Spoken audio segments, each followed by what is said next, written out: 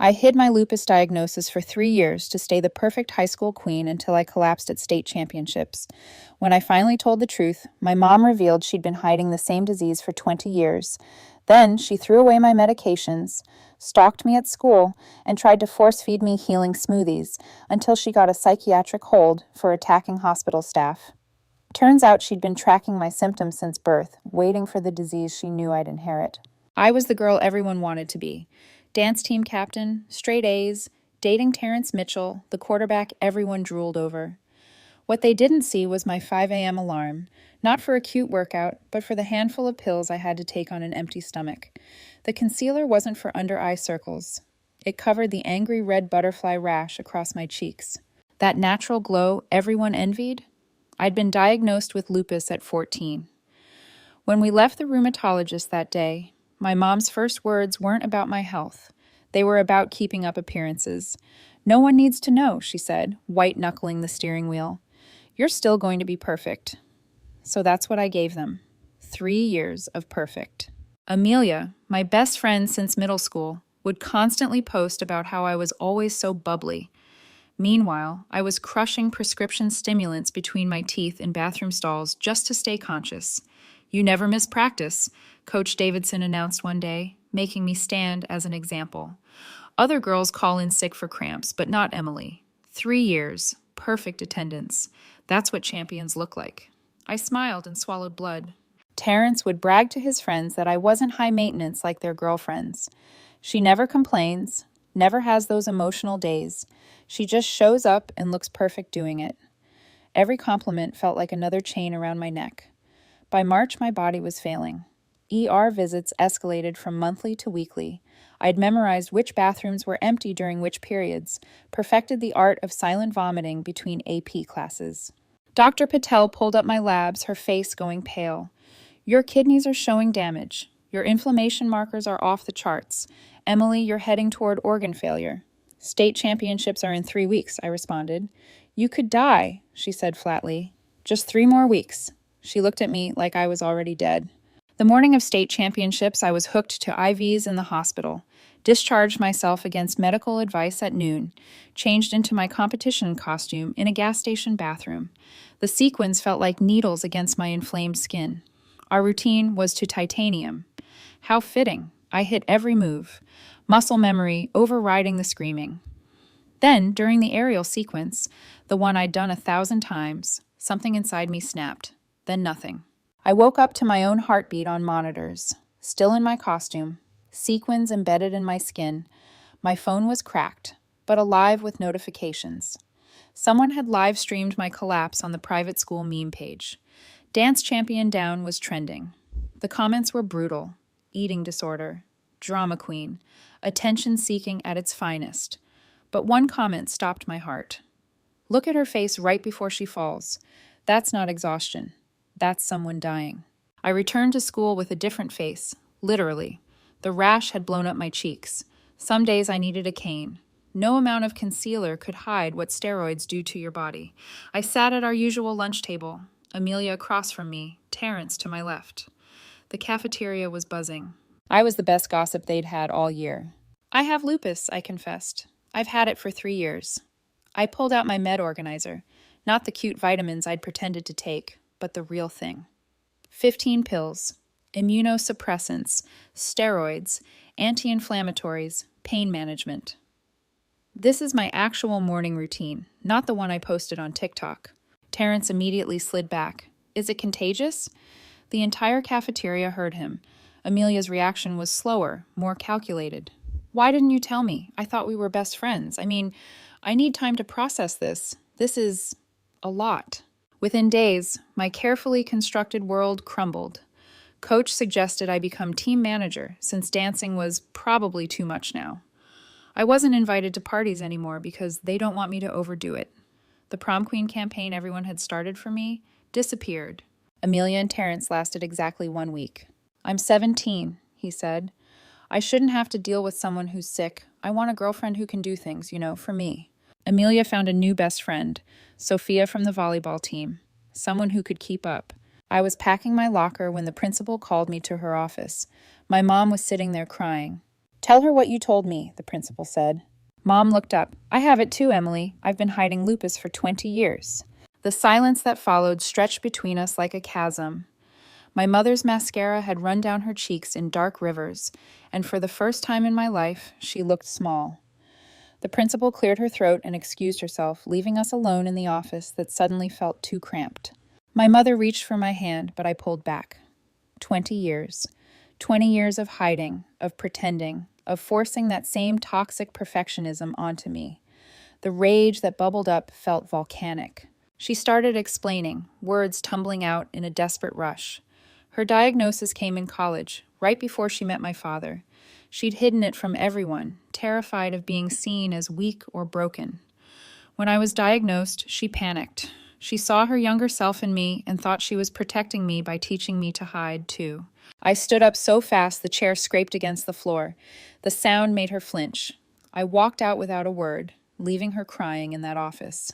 My legs carried me to the nurse's station, where I collapsed into a chair, shaking. The nurse, Mrs. Luna, took one look at me and brought water without asking questions. The next few days blurred together. I moved through school like a ghost, eating lunch in the library, avoiding the cafeteria where my former life had imploded. Teachers who once praised my dedication now looked at me with pity. The dance team practiced without me, and I could hear the music echoing from the gym during sixth period. At home, the atmosphere was suffocating. My mother tried to talk to me constantly, following me from room to room. She'd pull out her own med organizer, showing me how similar our medications were, as if that would somehow bridge the gap between us. My father, who'd been kept in the dark too, walked around looking shell-shocked. One evening, she cornered me in the kitchen while I was making dinner. She blocked the doorway, her own face puffy from prednisone, the same medication that was changing my body. She started listing all the things she'd given up, all the ways she'd protected me, how she'd researched every treatment, found the best doctors, made sure I had access to care while hiding her own flare-ups. I gripped the counter until my knuckles went white. The words I'd been holding back for days finally erupted. I told her how her obsession with perfection had nearly killed me, how I'd ignored my body's warning signs because she'd taught me that showing weakness was worse than being sick, how I'd lost everything because she couldn't face her own shame. She crumpled then, sliding down the doorframe to sit on the kitchen floor.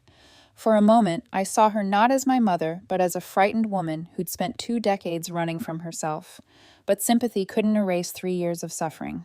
The next morning, I woke to find her sitting at the foot of my bed, watching me sleep. She'd been there all night, she said, making sure I was still breathing. The invasion of privacy made my skin crawl. When I told her to leave, she refused, insisting she needed to monitor me, that she knew better than anyone what could go wrong. That's when I realized the real problem. She wasn't just controlling. She was projecting every fear, every moment of her own medical trauma onto me. In her mind, protecting me meant controlling every aspect of my illness, even if it meant destroying me in the process. I started locking my door. She'd knock constantly, leaving trays of food, supplements she'd researched, printouts of articles about lupus management. When I'd emerge for water or bathroom breaks, she'd ambush me with questions about my symptoms, my medications, whether I'd taken my temperature that morning. My father tried to mediate, but he was lost in this new reality where both his wife and daughter had been suffering in secret. He'd make awkward attempts at family dinners that would end with my mother crying and me retreating to my room. School became my escape, even with all its challenges. I'd arrive early and leave late, finding quiet corners to do homework. The library became my sanctuary. Mrs. Rodriguez, the librarian, never asked why I was there every lunch period. She'd just nod and sometimes leave a granola bar on my usual table. One afternoon, I overheard Amelia and Sophia in the bathroom.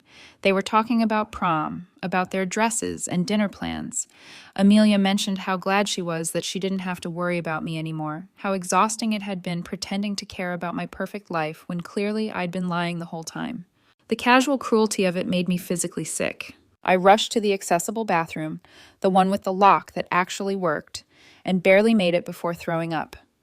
The fatigue hit me like a truck afterward, and I sat on the floor, too tired to move.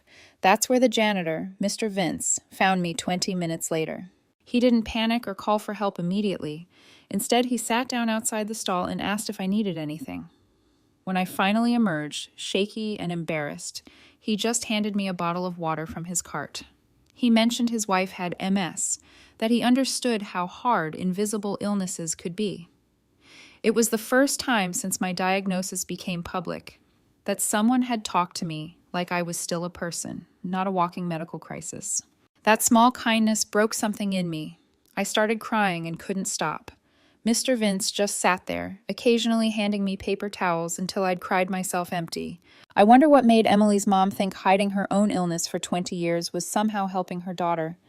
There's something strange about teaching your kid to hide the exact same disease you have while secretly managing it yourself. Seems like there's more to this fear than just wanting to look perfect. Then he walked me to the nurse's office, staying until he was sure I was okay. When I got home that day, I found my mother had rearranged my room. She'd installed a medical alert button by my bed, laid out my pills in a new organizer she'd bought, and put a blood pressure cuff on my nightstand. My private space had been transformed into a makeshift hospital room. The violation of it sent me into a rage I didn't know I was capable of. I swept everything off the nightstand, pills scattering across the floor. My mother rushed in at the noise, and when she saw what I'd done, she dropped to her knees, frantically trying to collect the medication, crying about how expensive it was, how dangerous it was for me to miss doses. Watching her crawl around my floor, desperate and frantic, something shifted.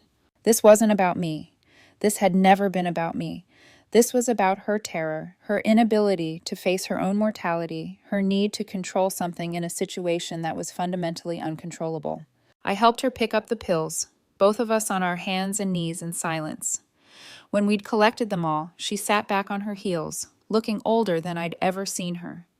She started to speak, but I held up my hand.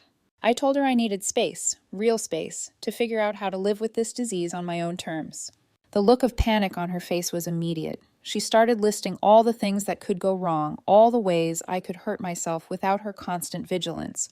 But I stood firm. I told her that her fear was suffocating me worse than the lupus ever could. The standoff in my bedroom lasted 3 days.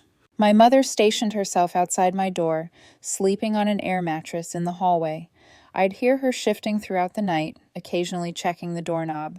When I needed the bathroom, she'd follow at a distance, pretending to dust picture frames or reorganize the linen closet. My father brought meals, sliding them through barely opened doors while she hovered behind him, craning to see inside my room. On the 4th morning, I woke to find my medication missing from my nightstand.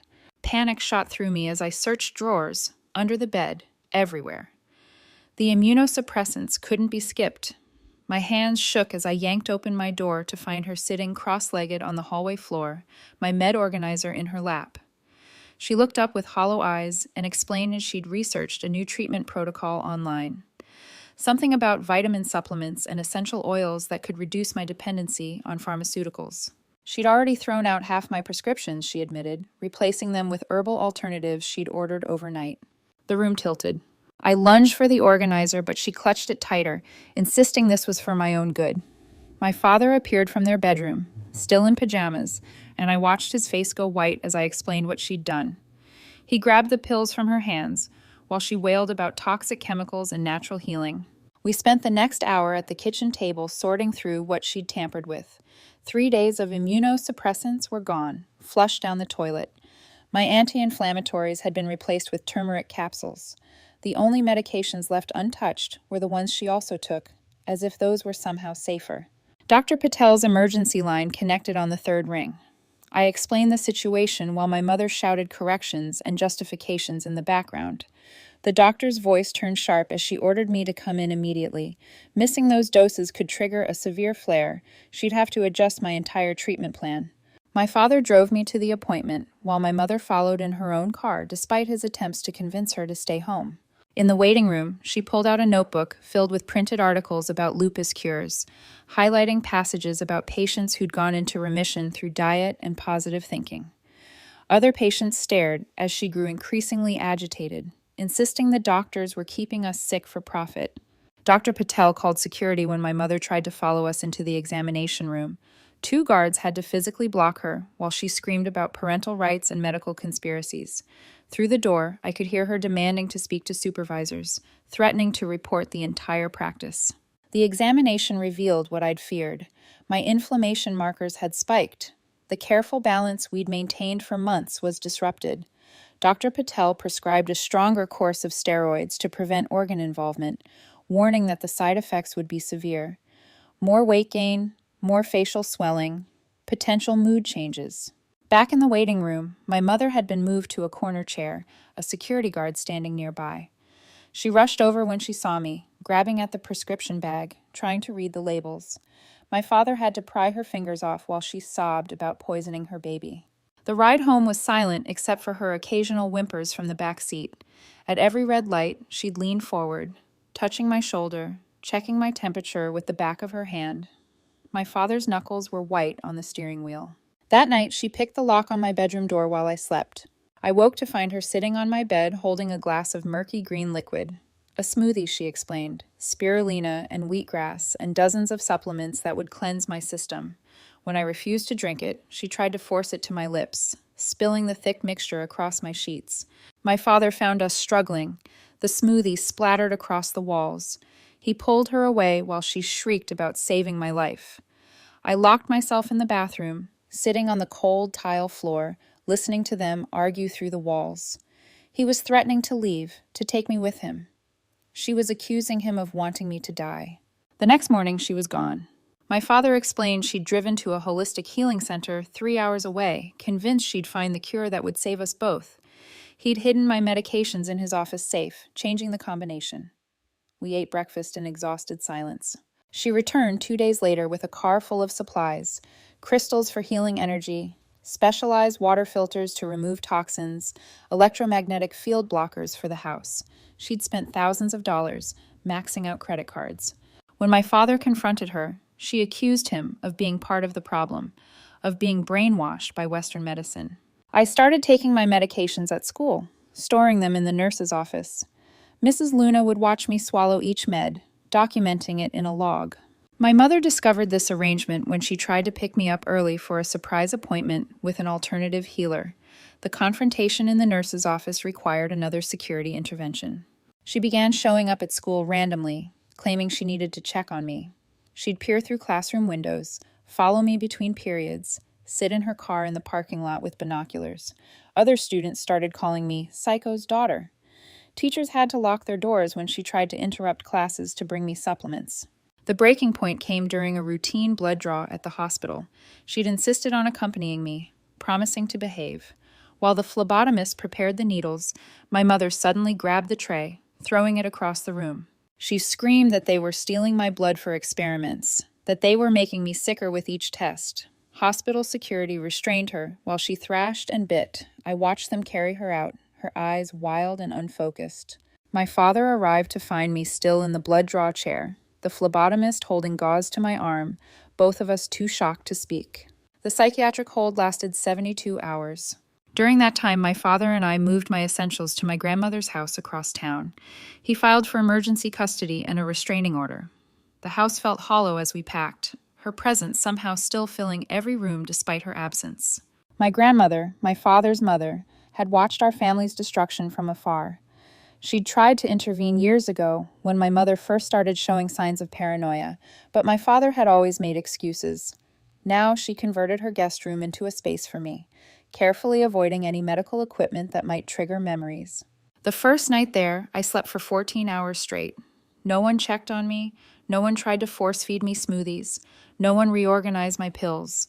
I woke disoriented, almost missing the chaos before remembering why I'd left. My mother was released with a diagnosis of medical anxiety disorder and prescribed therapy she refused to attend. She called my father's phone hundreds of times daily, leaving voicemails that grew increasingly frantic. She was dying, she claimed. Her lupus was flaring without me there to remind her to take her medications. It was manipulation, but it still made my chest tight. She started stalking my social media through fake accounts, commenting on posts with medical advice and warnings about my friends being bad influences. When I blocked her, she created new profiles. When I went private, she messaged my friends directly, trying to get information about my health. One afternoon, she appeared at my grandmother's house while I was home alone. She'd lost weight, her own lupus clearly flaring from stress and poor self-care. She stood on the porch, pressing her face against the window, begging me to let her in. She had research, she said, new treatments that would save us both. I called my father while she pounded on the door. By the time he arrived, she'd moved to the backyard, trying windows. The police found her attempting to remove a screen. They recognized her from previous calls and took her away without much discussion. Picture frames getting dusted multiple times a day while Mom camped outside the bedroom door. That hallway probably became the cleanest spot in the house during those 3 days. The restraining order was granted the next week. She wasn't allowed within 500 feet of me, my school, or my grandmother's house. In court, she represented herself, presenting a binder of medical articles as evidence that she was protecting me. The judge ordered mandatory psychiatric treatment. For a few weeks, there was peace. I established routines with my medications, attended appointments without drama, even returned to some social activities. My body responded well to consistent treatment. The facial swelling reduced. My energy improved. I felt like I was finally learning to live with lupus instead of despite it. Then the letters started arriving at school. She'd found a loophole, legally allowed to send mail as long as it wasn't threatening. Pages and pages of medical research, supplement recommendations, warnings about long-term steroid use. The envelopes grew thicker each day until the school had to refuse delivery. She hired a private investigator to follow me, documenting my daily routines. Photos of me at doctor's appointments appeared in our mailbox with notes about how tired I looked, how the medications were killing me slowly. My father tried to have her arrested, but technically she hadn't violated the restraining order. I changed my routes to school, varied my schedule, but she always seemed to know where I'd be. One day I found her car parked outside my rheumatologist's office. She wasn't in it, but there was a note on my windshield, a printed article about a girl who died from lupus medications, with my name written in red ink across the top. My grandmother started driving me everywhere, but even that didn't stop the harassment. My mother would call relatives, spreading lies about my father poisoning me, about my grandmother enabling abuse. Family members, who'd been supportive, began questioning our decisions, wondering if maybe she had a point about natural treatments. The stress triggered the flare Dr. Patel had warned about. I woke one morning with joints so swollen I couldn't open my hands. My grandmother found me crying on the bathroom floor, unable to turn the doorknob. The hospital admitted me for intensive treatment. Somehow, my mother found out which room I was in. She couldn't enter the hospital due to the restraining order, but she stood in the parking lot with a megaphone, shouting about medical kidnapping. Security had to establish a perimeter. Local news showed up, drawn by the spectacle. From my window, I watched her collapse in the parking lot. The stress and her own untreated lupus had caught up. The irony wasn't lost on me. As ambulances arrived, as she was admitted to the same hospital she'd been protesting, they put her 3 floors below me. My father had to make medical decisions for her when she refused treatment. She needed kidney support, high-dose steroids, the same medications she'd tried to deny me. The psychiatric team diagnosed her with severe medical PTSD from her own diagnosis decades ago, manifesting as an obsessive need to control my treatment. I snuck down to see her once while she was sedated. She looked small in the hospital bed, her face swollen from the same steroids she'd called poison. Her chart showed inflammation levels worse than mine had ever been. 20 years of hiding had taken its toll. When she woke, she demanded to see me, threatening to leave against medical advice if I didn't come. The doctors warned that she could die without treatment. The emotional manipulation was transparent, but effective. I sat outside her room, visible through the window, but beyond conversation distance. She pressed her hands against the glass, mouthing apologies and pleas. Nurses reported she would only take medications if they told her I was watching. She'd turned her own health into another tool for control. I stopped visiting. My discharge came first. As my grandmother wheeled me past her floor, I could hear her screaming my name. The sound followed us to the elevator, down to the parking garage, into the car. It echoed in my head for days. She was released 2 weeks later, medically stable but psychologically fragile. The court mandated therapy and medication compliance monitoring. She had to submit to weekly blood tests, proving she was taking her prescriptions. The irony of forced medical compliance wasn't lost on anyone. For my 18th birthday, she sent a package to my father's lawyer. Inside were 18 years of medical records, research, and journals documenting every symptom I'd ever had. She'd been tracking my health since birth, looking for signs of the disease she knew I might inherit. The obsession predated my diagnosis by over a decade. Among the papers was a letter to my future self, written when I was born. In it, she promised to protect me from the suffering she'd endured, to make sure I never felt the shame and isolation of chronic illness. She'd loved me into sickness, trying to shield me from a reality that couldn't be avoided. I burned it all in my grandmother's backyard, watching years of obsessive documentation turn to ash. My father held my hand as the smoke rose, carrying away the weight of her projections. It felt like an exorcism. The restraining order expired on my 19th birthday. I didn't renew it. Instead, I sent her a single condition through lawyers. She could have supervised contact if she maintained therapy and medical compliance for 6 continuous months. It was the same standard the court used for reunification in abuse cases. She lasted 3 months before stopping therapy, convinced the psychiatrist was trying to brainwash her. The cycle continued, but I was no longer trapped in it. I had my own life, my own treatment plan, my own relationship with my illness that didn't include her fear. I graduated high school from my grandmother's district, surrounded by people who knew me as more than the girl who collapsed at state championships. College applications asked about overcoming challenges. I wrote about learning to advocate for myself, about breaking cycles of medical trauma, about finding identity beyond illness. My mother still sends letters to my father's house. He forwards them unopened to a storage unit, documented but unread. Someday I might be ready to face them. For now, I focus on healing, on building a life where lupus is part of my story, but not the entire narrative. The last time I saw her was at a rheumatology conference my doctor recommended. She was in the audience, taking notes at a lecture about pediatric lupus treatment. She looked healthier, her face less swollen, her movements more controlled. When she saw me, she started to approach, then stopped herself. We stood across the convention center, 2 women with the same disease and entirely different relationships to it. She raised her hand slightly, a question and a greeting. I nodded once before turning away. It was the most honest interaction we'd had in years. My father says she's doing better. She has a support group now. Other parents of chronically ill children who've struggled with control and fear. She's learning, slowly, that love doesn't mean preventing all pain, that protection can become its own form of harm. I still take my medications every morning, still see Dr. Patel every month, still manage flares and symptoms. But I do it on my terms, without shame or secrecy. The butterfly rash across my cheeks is visible most days. I've stopped covering it with concealer. The conference encounter haunted me for weeks. Every morning, I'd catch myself checking over my shoulder, expecting to see her following me to class. My grandmother noticed the tension returning to my shoulders, the way I'd freeze when an unknown numbers called.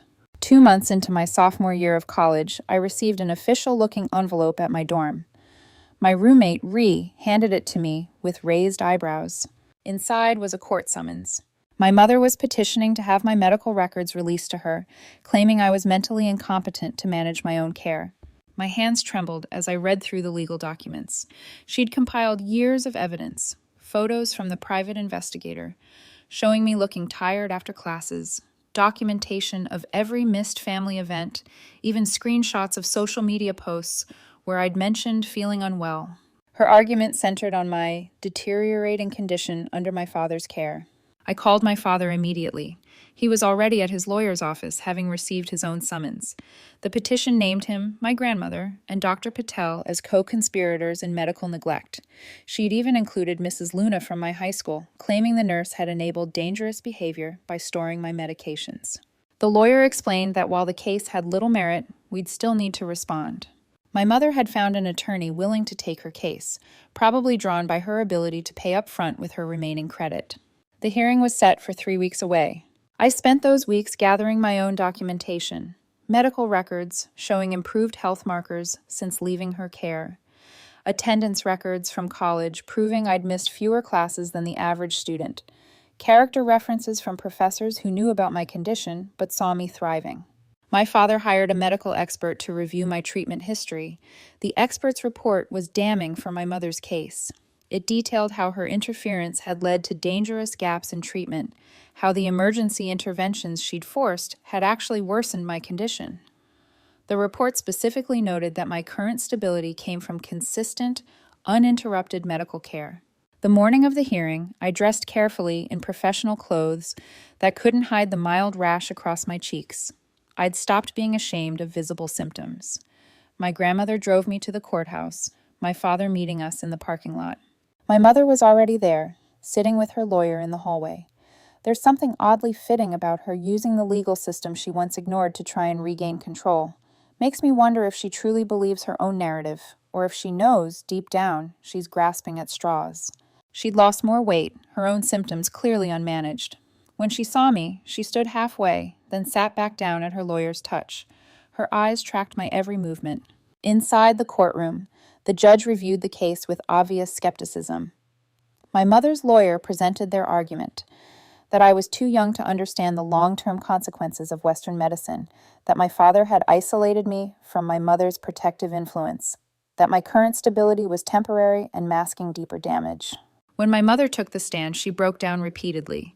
She pulled out photos of me from before my diagnosis, pointing out my healthy glow compared to my current appearance. She claimed my medications were aging me prematurely, that natural treatments could restore my former vitality. Our lawyer's cross-examination was methodical. He asked about the disposed medications, the forced supplements, the psychiatric hold. My mother deflected each question, insisting everything she'd done came from love and superior research. When asked about her own medical noncompliance, she claimed it was protest against a corrupt system. I took the stand next. The judge asked direct questions about my treatment, my living situation, my ability to manage my condition. I explained my daily routine, my relationship with Dr. Patel, my academic success despite chronic illness. I kept my answers factual, resisting the urge to attack my mother's behavior. My mother's lawyer tried to paint me as brainwashed, asking leading questions about whether I'd been turned against natural healing. I responded with citations from peer-reviewed studies about lupus treatment. When he suggested I was too young to make medical decisions, I reminded him I was 20 years old. Dr. Patel testified via video link, her schedule too packed for a court appearance. She detailed my treatment history, the dangers of the gaps my mother had created, my current stable condition. She emphasized that lupus required consistent medical management, that alternative treatments alone could be fatal. The judge's decision came swiftly. Not only was my mother's petition denied, but the existing restraining order was reinstated and extended. The judge noted that my mother's continued harassment and legal manipulation constituted ongoing abuse. She was ordered to cease all attempts at contact, direct or indirect. My mother screamed when the verdict was read. Court officers had to restrain her as she lunged toward me, shouting about saving my life. Her lawyer tried to calm her, but she turned on him too, accusing him of being part of the conspiracy. They removed her from the courtroom, still screaming. Outside, my father hugged me tightly. My grandmother wiped away tears. We'd won, but it felt hollow.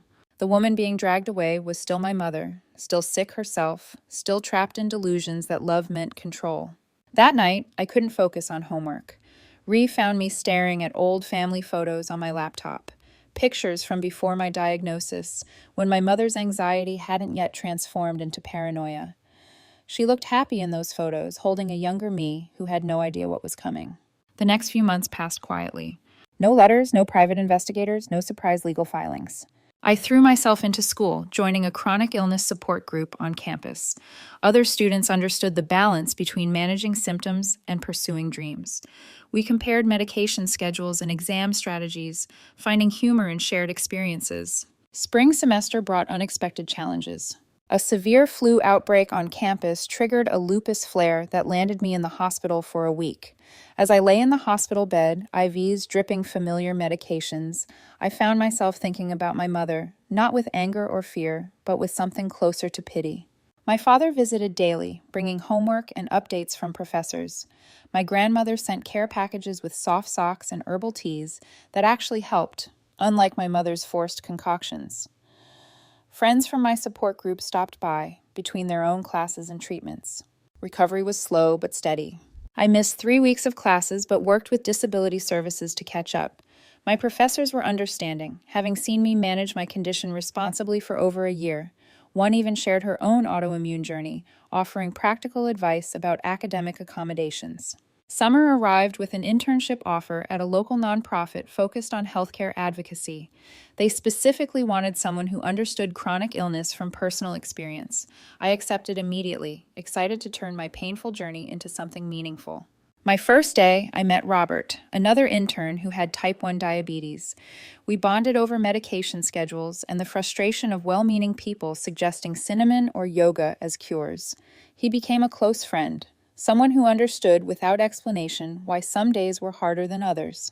Working at the nonprofit opened my eyes to how many families struggled with medical control issues, parents who couldn't accept their children's diagnoses, young adults fighting for medical autonomy, the complex intersection of love and harmful behavior. I recognized my story in theirs. One afternoon, while preparing materials for a support group, I found a familiar name on the attendance list. My mother had signed up for our Parents of Chronically Ill Young Adults workshop. My supervisor noticed my face pale and quickly reassigned me to different duties that day. I watched from the office window as she arrived early, sitting alone in her car for 20 minutes before entering. She looked better than at the courthouse, wearing clothes that fit properly, her hair neatly styled. She'd brought a notebook and pen, settling into a back corner seat. The facilitator later told me she'd participated appropriately, asking relevant questions without dominating discussion. She'd shared briefly about struggling to accept her daughter's independence, about learning to manage her own condition after years of denial. She didn't mention names or specifics. She attended every week for 2 months. I made sure to work in different areas of the building those days, but I'd catch glimpses of her arriving and leaving. She never tried to find me, never lingered in the parking lot, never pushed boundaries. She just attended, participated, and left.